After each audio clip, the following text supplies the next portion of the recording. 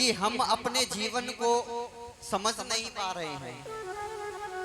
हम फालतू की व्यथाओं में अपना जीवन बिताए जा रहे हैं। तो ब्रज की महिमा तो कुछ अलग ही है। तो एक भक्त कहने लगा, हो बे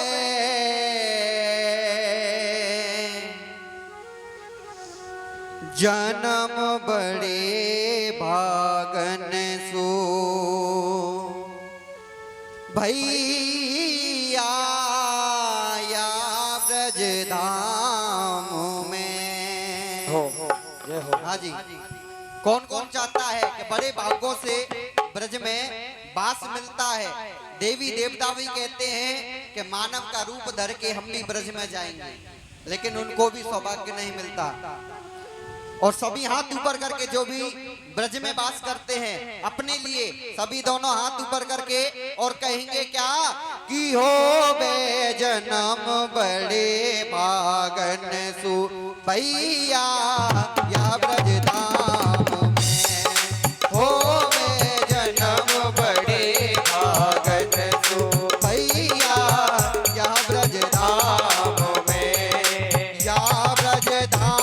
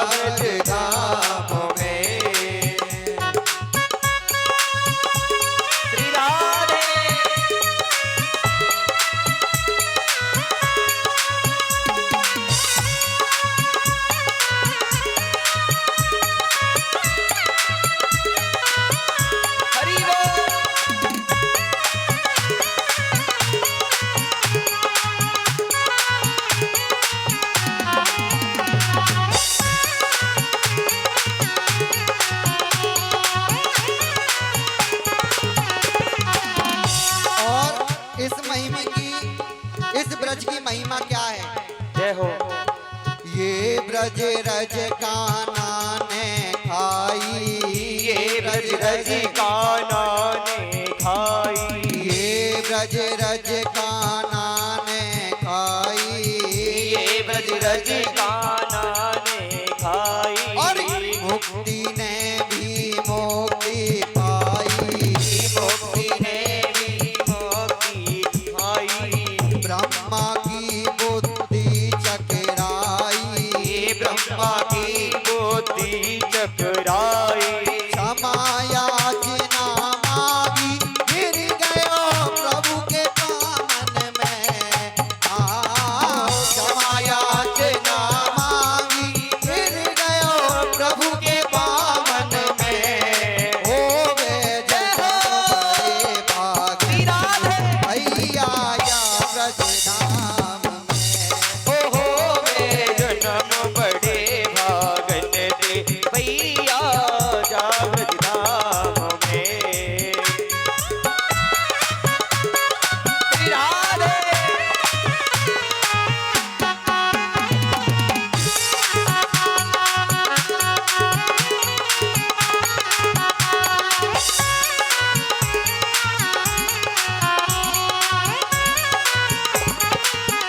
तालियों की सेवा करते सभी जय हो।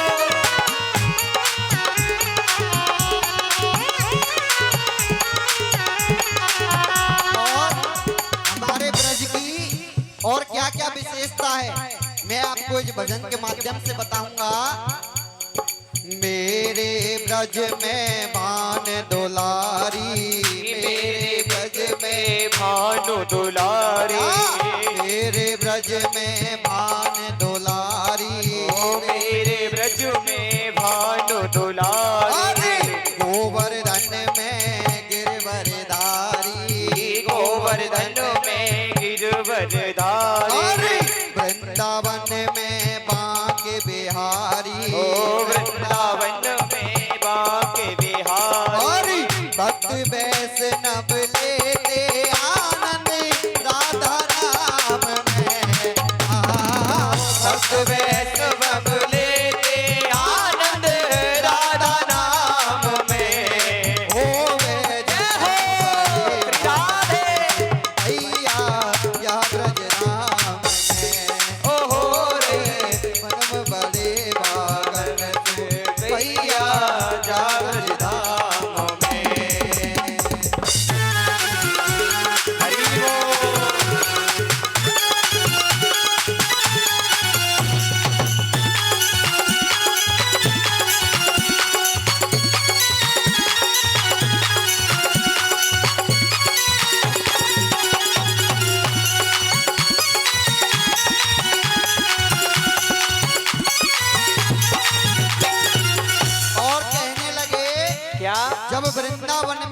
कृष्ण भगवान ने जब गोपियों के साथ जब महारास किया था तो कैलाश पर से उतर के शंकर भगवान अपनी अर्धांगिनी के साथ महाराज देखने के लिए आए थे। तो कहने लगे गोपी बन शंकर भी आए, गोपी बन शंकर भी आए, महाराज के दर्शन पाए, ओ महाराज के दर्शन पाए, मनमोहन के गुण बसाए, मनमोहन के मन में बसाए, हृदय बीच समायो आनंद श्याम श्याम में, हृदय बीच समायो आनंद श्याम श्याम में, ओ जय भागन तू भैया यह ब्रजधाम में। और एक विशेषता और, हाँ जी, क्या है वो एक विशेषता कि हमारे ब्रज में कोई भी आए उसका वेलकम आदर सत्कार होता है।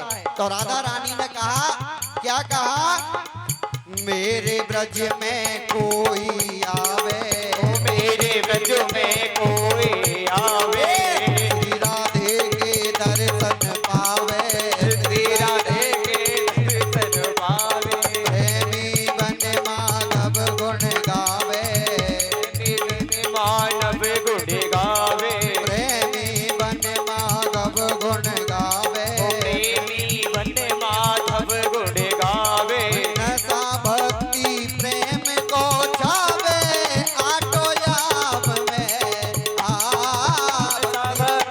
प्रेम को छावे, आटो याम। हाँ जी, कौन कौन भक्त बैठे हैं सभी हाथ ऊपर करें यहाँ पे। हाँ जी, आगे वालों पीछे वालों सभी हाथ ऊपर उठा लो और कहेंगे क्या कि हो बे जन्म बड़े भाग भैया क्या ब्रजधाम में, ओ वे जन्म बड़े भागन थे भैया याद धाम में, क्या ब्रजधाम में भैया या ब्रजधाम में, या ब्रजधाम में भैया या ब्रजधाम में, हो बे जन्म बड़े भागन तू भैया या ब्रजधाम में, ओ वे जन्म बड़े भागन थे भैया याद धाम में, ओ भैया या ब्रजधाम में, ओ भैया याद धाम में, ओ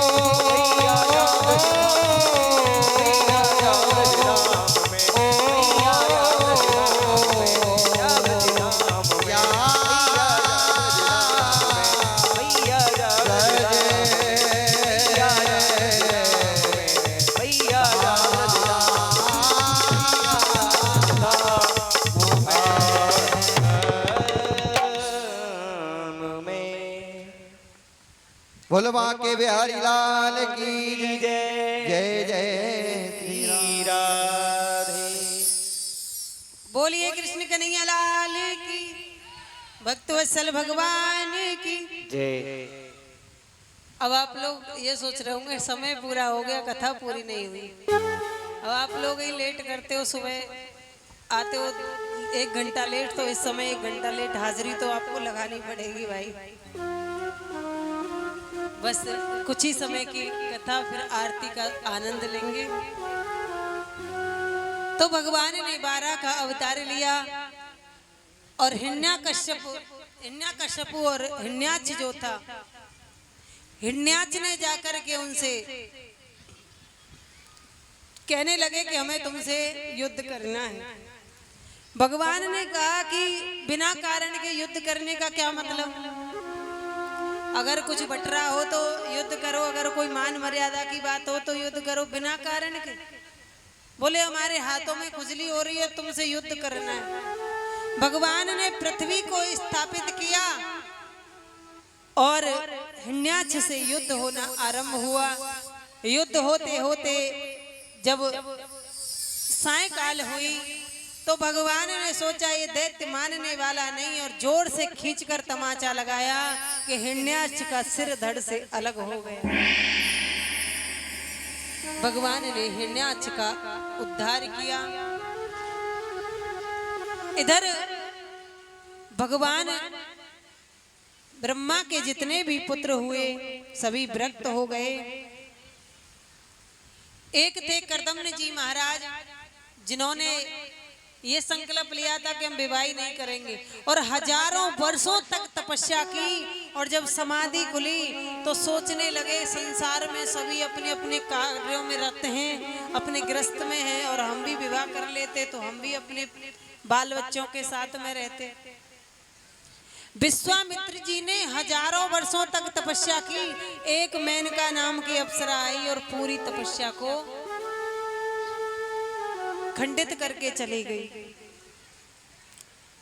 तो महाराज भगवान इधर कर्दम्न जी ने भी ऐसे ही संकल्प लिया। तो कर्दम्न जी की इस भावना जो दिल में उठी कि हम भी विवाह कर लेते तो अपने बाल गोपालों के साथ रहते। आज भगवान प्रकट हो गए। भगवान कहने लगे कि आपके लिए लड़की हम खोज के आए हैं, तुम्हारा विवाह करना है। अब बाबा बोले हम कोई विवाह के लिए तपस्या थोड़ी कर रहे थे। भगवान से अगर तुम संसारी वस्तु मांगोगे तो तुरंत दे देंगे कि हमारा पीछा छोड़ ले। भगवान से अगर भगवान को ही मांग लिया तो भगवान तो आएंगे ही, संसार की सभी वस्तुएं साथ में अपने आप आ जाएंगी। क्योंकि ये संसार भगवान से बना है, भगवान ने संसार को बनाया है, संसार ने भगवान को नहीं बनाया। तो बोले तुम्हारे विवाह के लिए लड़की देख के आए हैं और विवाह तुम्हें करना पड़ेगा। स्वयंभू मनु की पुत्री हैं, उनकी 5 संतान हैं।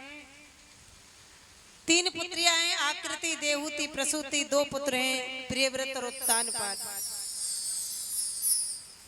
तो देवहूति नाम की जो कन्या है उनका विवाह आपके साथ में होगा। श्री सुखदेव जी महाराज कहते हैं कर्दम्न जी ने कहा कि आपकी आज्ञा से विवाह तो कर लेंगे, लेकिन आपको हमारे यहाँ अवतार लेकर आना पड़ेगा। भगवान ने कह दिया कि ठीक है तथास्तु, ऐसा कह के चले गए। कर्दम्न जी का विवाह देवहूति मैया के साथ स्वयंभू मनु ने करवाया। जैसे ही देवहूति मैया विवाह होकर के आई, कर्दम्न जी की समाधि लग गई। देवहूति मैया ने 40 वर्ष तक निस्वार्थ भाव से सेवा की। जब 40 वर्ष हुए, कर्दम्न जी की समाधि खुली तो देवहूति मैया जो थी उनके चेहरे पर झुर्रियां पड़ गईं, बाल सफेद हो गए। और कर्दम्न जी कहने लगे कि हे देवी तुम कौन हो। हाथ जोड़कर कहने लगी हे प्रभु मैं आपकी धर्म पत्नी हूँ, मेरा नाम देवहूति है, स्वयंभू मनु की पुत्री हूँ। मेरे पिताजी ने आपके साथ 40 वर्ष पहले विवाह किया था, आप याद कीजिए। श्री सुखदेव जी महाराज कहते हैं परीक्षित जब ऐसा सुना तब कर्दम्न जी को समस्त स्मृति हुई और माता से इतने प्रसन्न हुए, हे देवी तुम्हें जो मांगना है मांगिए। मैया का हाथ पकड़कर नदी में जैसे ही डुबकी लगाई, 16 साल की मैया बन गई और 18 साल के बाबा। एक कामाक्षा विमान बनवाया जिसमें हजारों सुविधाएं हैं, 50 दास दासियां हैं, और उसमें माता देवहूति और कर्दम्न जी रहने लगे। समय होते होते धीरे धीरे कर्दम्न जी महाराज के यहाँ पर पुत्र तो नहीं आया, लेकिन 9 कन्याएं आ गई जिन्हें नवदा भक्ति कहते हैं। एक बात हमेशा याद रखना, व्यक्ति के सौभाग्य होते हैं, कहते हैं ना सौभाग्यशाली हो। अगर तुम्हारा भाग्य उदय होगा तो आपके यहाँ बेटा पैदा होगा। भाग्य उदय होगा, कहते हैं हमारा तो भाग्य उदय हो गया, हमारे यहाँ बच्चा बेटा हुआ है। लेकिन जब 100 के 100 भाग्य उदय होंगे उस घर में बेटी जन्म लेकर के आती है। हर पिता को तो ये अवसर भी, ये सौभाग्य भी नहीं मिलता कि अपनी बेटी का कन्यादान अपने हाथों से कर ले। आप रोटी, कपड़ा, मकान, धन दौलत सब दान कर सकते हो, लेकिन सच्चा दानी तो वो है जो अपनी औलाद को ही दान कर देता है, कन्या दान करके। तो कन्या दान करने का अवसर जिस बाप को प्राप्त होता है वो बड़े ही सौभाग्यशाली होते हैं। करदम्न जी के यहाँ पर 9 कन्याएं हुई और 9 की 9 भक्ति शक्ति स्वरूपा अनसुईया मैया, जिन्होंने ब्रह्मा विष्णु महेश को छोटे छोटे बालक बना दिया था, वो इन्हीं करदम्न और देवहूति की पुत्री थी अनसुईया मैया। भृगु मुनि की पत्नी भी इनकी पुत्री थी। जितने भी ऋषि हुए इनकी पत्नियां एक से एक शक्ति भक्ति स्वरूपा 9 पुत्रियां इनके यहाँ पर जन्म लेकर के आई और 10वीं संतान के रूप में मेरे भगवान अवतार लेकर के आए। बोलिए कपिल देव जी भगवान की। 10वीं संतान के रूप में कपिल देव जी महाराज अवतार लेकर आए। बड़ी ही सुंदर भाव से सब लोगों ने उत्सव मनाया भाव के साथ। आइए हम और आप एक भजन के साथ में चलते हैं, आरती का फिर मंगलमय दर्शन करेंगे।